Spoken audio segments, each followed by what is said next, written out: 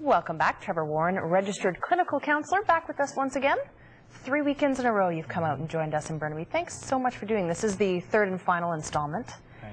And we've been, over the past couple of weekends, chatting about relationships, specifically intimate relationships and kind of the issues that build up and how we can get stuck conflict. in those. Yeah, communication, all that good stuff. Yeah. All the guys are running out of the room right now going, I hope not. I hope not. No, you know what? The nice thing about the information and the advice and some of the things that you talk about, Trevor, is that it's easy to understand. It's straightforward. I hope so. I hope normal. It's easily understandable. Yeah, and it's not kind of gobbledygook, psychobabble, all that good stuff. So 5 tips today. We're wrapping up with kind of an overview of everything that we've chatted about in a 5 tips for promoting relationship success. Yeah. Yeah. Okay. And these apply to all relationships really, but primarily in intimate relationships, just because that's where a lot of our anxiety really builds up, and this kind of stuff is really hard to do in that. So it's hard to do in intimate relationships. Yeah. Yeah. Because we're vulnerable there. Stuff comes up for us there. That's where it's tough to do. So. Okay. So starting with staying calm. Staying calm in relationships.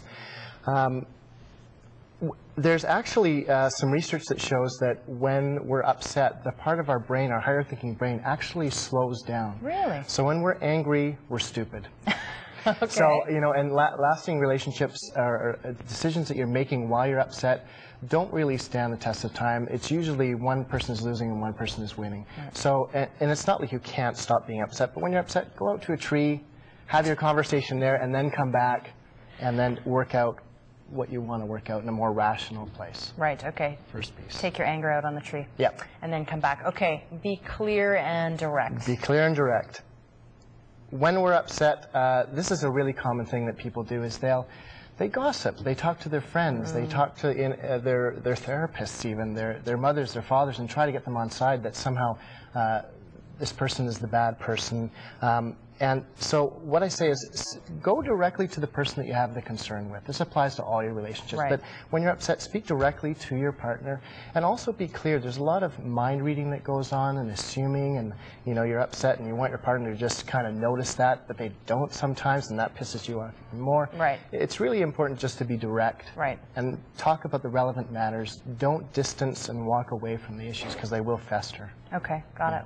I don't know if I understand totally this one. Be 100% of your 50%. Do 100% of your 50%. Okay, sorry. Yeah, that's in relationships, it's really a question of boundaries. When we're upset, we often either don't show up and take responsibility for our 50%, or sometimes we take on the other person's upset.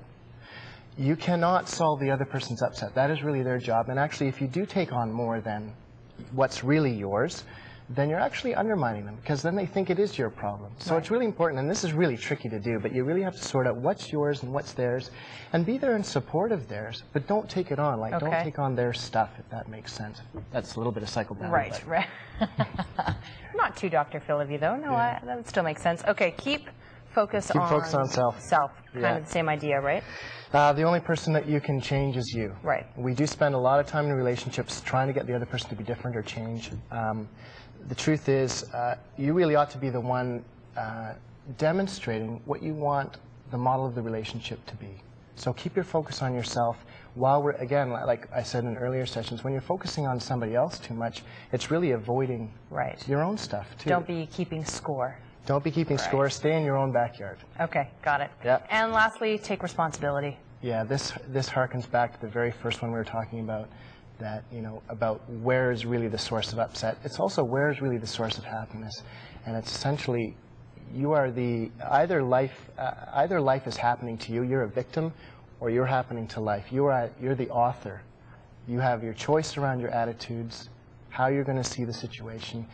And it doesn't take a genius to figure out which is best, right? Right. So we're better when we're together, and if you follow these 5 things, it's not easy to do this, but if you can, it'll make a heck of a difference in both your intimate relationships and your relationships abroad. Relationships are tricky. It's tricky stuff, yeah. Tricky stuff. You've got a neat job, though. I love it. I love it. Yeah, I can tell that you do. It's great. What a pleasant experience to have you come the last 3 weekends. I want to say thanks very much for being on the show. We've enjoyed having you here. It's been my real sincere pleasure. Thanks, for Trevor. having me. Let's put the information up right now. If you're interested in talking to Trevor, you'd like to learn more, you'd like to get in touch with him, here's the information. It's on your screen right now, 604-980-2673. That's the phone number. And then, of course, you can see the website is counsellingvancouver.ca, and he's at CoreQuest Counselling, and you're in North Vancouver. North Shore. Yep. North Shore, right. Okay. Excellent. Thanks again, Trevor. Thank you.